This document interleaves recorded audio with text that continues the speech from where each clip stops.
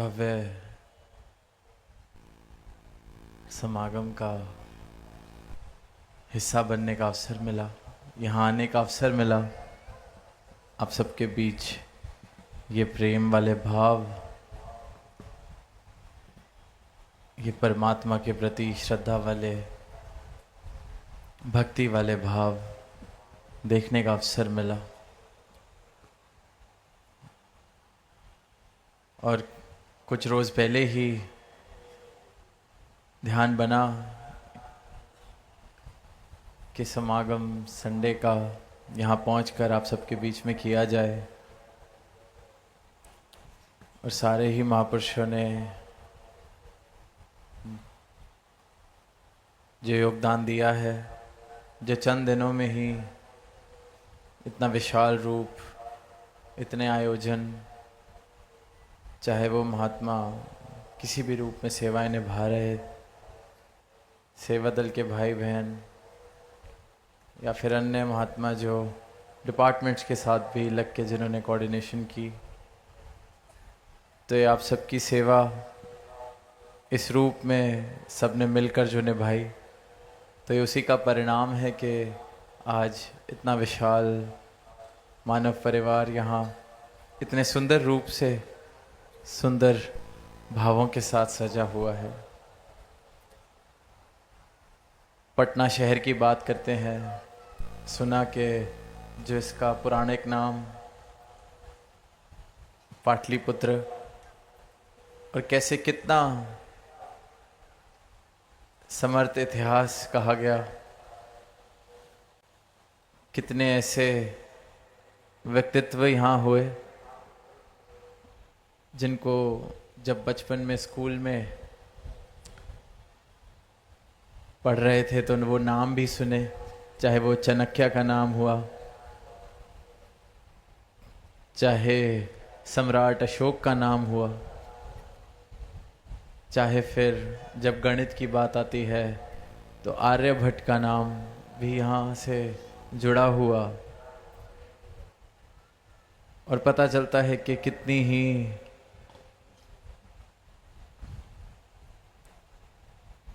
ऐसे rich history जिसे कहा जाता है, ऐसा सुनहरा इतिहास।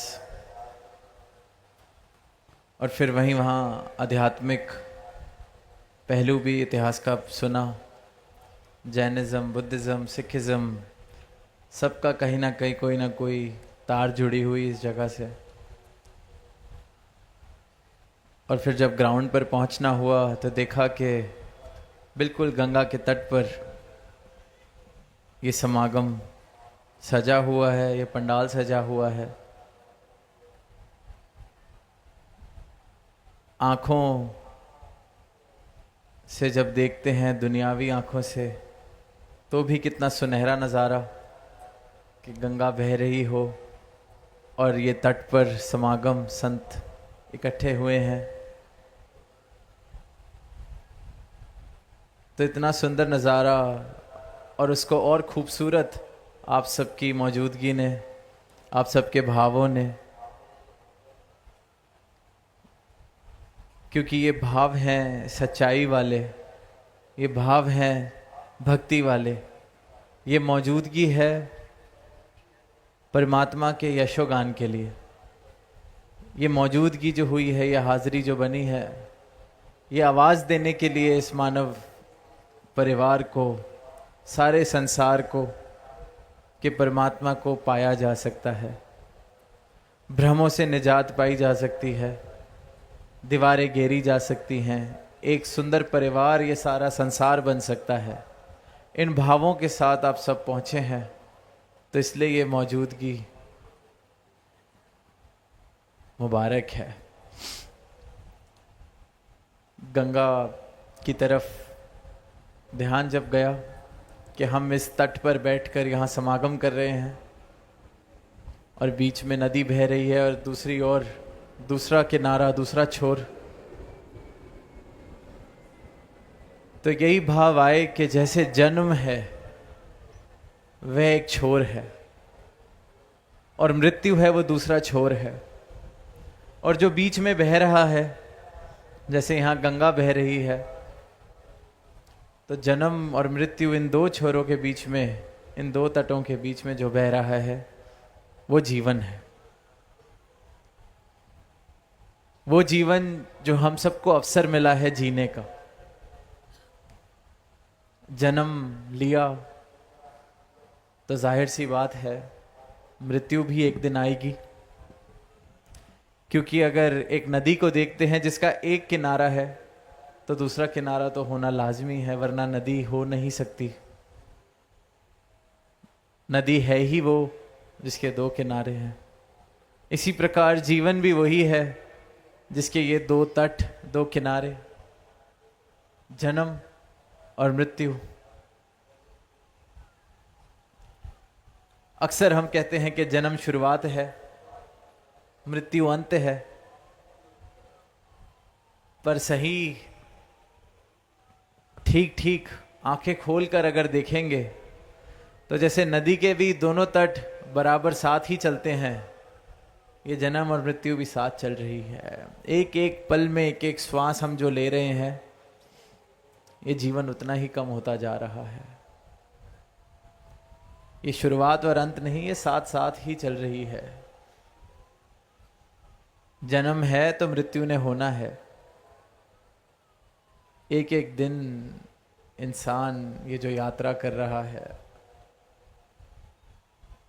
एक एक दिन, एक एक श्वास बहुत कीमती, ये जीवन बहुत कीमती है। अब ये एक एक मानव के हाथ में है कि जो उसका जीवन है वो गंगा की तरह पवित्रता प्राप्त करे। जैसे हम कह रहे हैं कि कितनी पवित्र ये नदी, कितनी इसकी पावनता, शीतलता का हम जिक्र करते हैं, पढ़ते हैं, कितने भाव जुड़े हुए आस्था वाले।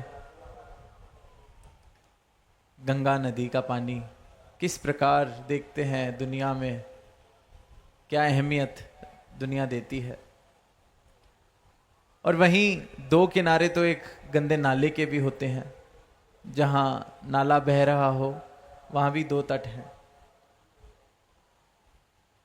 तब हमने अपने जीवन को कौन सी दिशा देनी है, हमने अपना जीवन कैसा बनाना है। गंगा की तरह पावन पवित्र, या फिर गंदगी वाला पानी बह रहा हो वैसा जीवन। ये निर्णय हमारे हाथ में है, एक एक मानव के हाथ में है। तट दो छोर हर मानव को मिले हैं, मृत्यु और जन्म। ये जो बीच का जीवन जो बह रहा है वो पावन पवित्र हो, गंगा जैसा, या एक गंदे पानी का प्रवाह, गंदे पानी का नाले जैसा।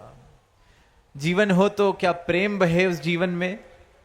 जन्म और मृत्यु के बीच अगर मेरे जीवन में कुछ बहे तो क्या प्रेम बहे, या वैर, ईर्ष्या, नफरत बहे।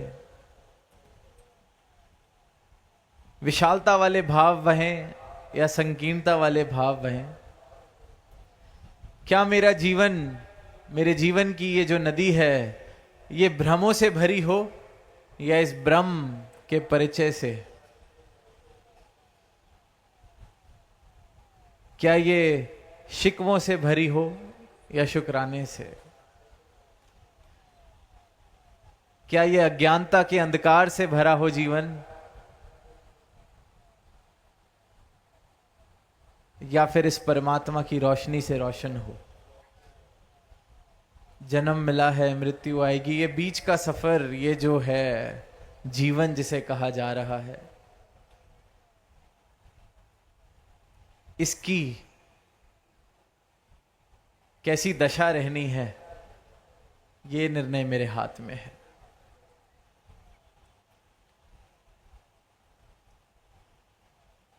बचपन में पढ़ने को मिला था कि सम्राट अशोक जब कलिंगा का युद्ध हुआ,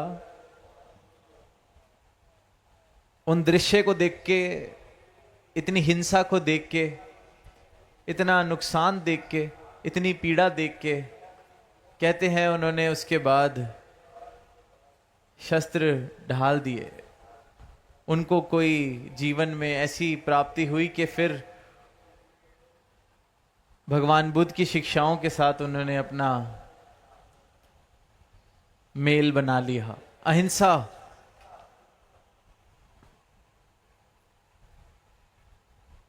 के सिद्धांतों पर जीवन चलने लगा। तो उन्होंने भी ये निर्णय लिया कि ये जीवन मेरा बह रहा है जन्म और मृत्यु के बीच में, क्या इसमें यही सब चलता रहेगा? युद्ध, पीड़ा, किसी की जान लेना, किसी को नुकसान पहुंचाना। पर परिवर्तन किया जब ये भाव आए मन में कि ये जीवन तो अभी बह रहा है, इसको जीते जी बदला जा सकता है। तो वहीं उन भावों को अपना लिया कि अहिंसा परमो धर्मा जिसे कहा जाता है, कि परम धर्म अहिंसा है। यही भाव युगों युगों से बताए जा रहे हैं, सिखाए जा रहे हैं कि इस परमात्मा को प्राप्त करो और अहिंसा का मार्ग। और अहिंसा हमें लगता है कि किसी को मैंने अगर हाथ उठाया तो हिंसा है, किसी को मैंने कुछ उठा के पत्थर मार दिया तो हिंसा है, पर किसी का दिल दुखाना भी हिंसा है, किसी के हृदय को ठेस पहुंचाना हिंसा है, किसी पर जोर जबरदस्ती करना हिंसा है, किसी को दुख पहुंचा रहे हैं तो हिंसा है। तो सही मायनों में अहिंसा परमो धर्मा का भाव ये हुआ कि हम ये प्रयास करें कि हमारे कारण किसी को दुख ना पहुंचे, हम दुख ना पहुंचाएं, हम सब में इस ईश्वर के दर्शन कर सकें। पर उसके लिए अनिवार्य है कि मुझे पहले ईश्वर के दर्शन करने पड़ेंगे। ईश्वर क्या है, परमात्मा क्या है, इसका राज जानना पड़ेगा। अपनी इन आंखों से जब मैं इस ईश्वर के दर्शन करता हूं तो फिर जर्रे जर्रे में भी ये ईश्वर दिखता है और हर इंसान में, हर मूर्त में ये ईश्वर दिखता है। तो फिर आसान हो जाता है कि किसी को मैं दुख ना पहुंचाऊं, क्योंकि सब में अपना रूप देखने लगता हूं, अपने रूप की पहचान मिल गई कि मैं इस ईश्वर का अंश हूं, सामने वाला भी ईश्वर का अंश है। तो ज्ञान की दृष्टि से देखें तो मुझ में और सामने वाले में अंतर क्या हुआ? ये तो अज्ञानता वाली दृष्टि थी जो जात मजहब की दीवारें बना रही थी। ये तो अज्ञानता वाली दृष्टि थी जो ऊंच नीच के भाव, जात के भाव, कुल के भाव, कुंभ के भावों पर नफरत कर रही थी। पर ये गुरु के ज्ञान की जो दृष्टि मिली है, नजर मिली है, उससे तो ये समझ आ गया है कि फर्क क्या है। जिसने मुझे बनाया उसने ही सबको बनाया है। जो मुझ में बस रहा है वही परमात्मा सब में बस रहा है। जिसमें मैं बस रहा हूं उसी में सब बस रहे हैं। तो फर्क क्या हुआ? फिर अहिंसा वाले भाव स्वाभाविक हो जाते हैं। खुद को कोई कैसे